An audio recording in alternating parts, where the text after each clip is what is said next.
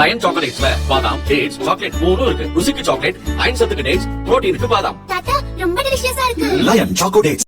Introducing Growth Guarantee Homes from MP Developers. Trust forever.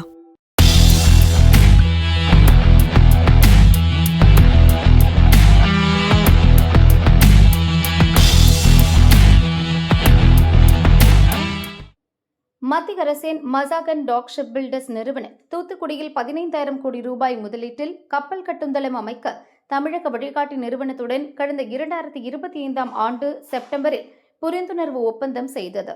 ஆனால் தூத்துக்குடியில் நிலம் ஒதுக்கீடு உள்ளிட்ட பணிகளில் ஏற்பட்ட தாமதம் காரணமாக அந்த நிறுவனம் தமிழகத்திற்கு பதிலாக ஆந்திராவில் முதலீடு செய்ய இருப்பதாக ஏற்கனவே தகவல்கள் வெளியாகி வந்தன.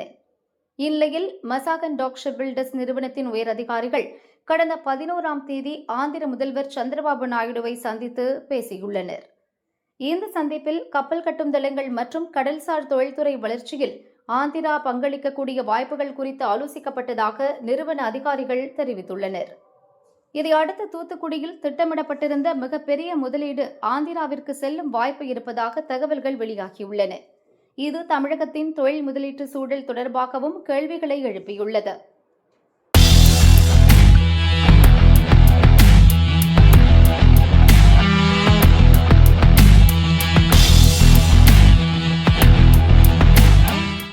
தமிழகத்திற்கு ஜாக்பாட், சென்னை துறைமுகத்திற்கு மெகா திட்டம்.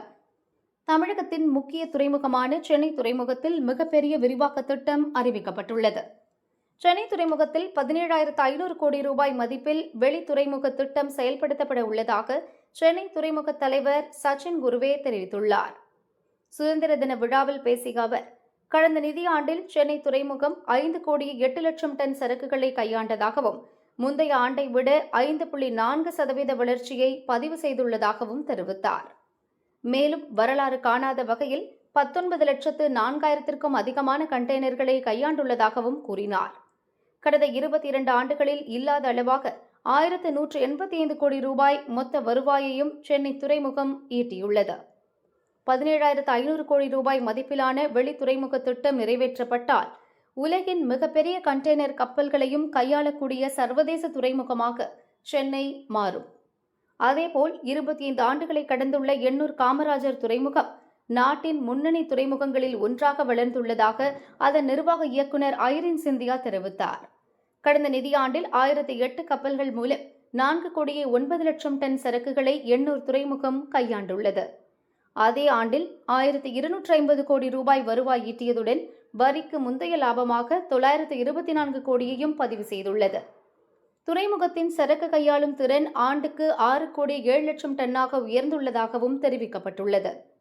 ஒருபுறம் சென்னை மற்றும் எண்ணூர் துறைமுகங்கள் வளர்ச்சியை நோக்கி நகரும் நிலையில், மறுபுறம் தூத்துக்குடியில் திட்டமிடப்பட்டிருந்த 15,000 கோடி ரூபாய் கப்பல் கட்டும் தள முதலீடு ஆந்திரா பக்கம் செல்கிறதா என்ற கேள்வி எழுந்துள்ளது.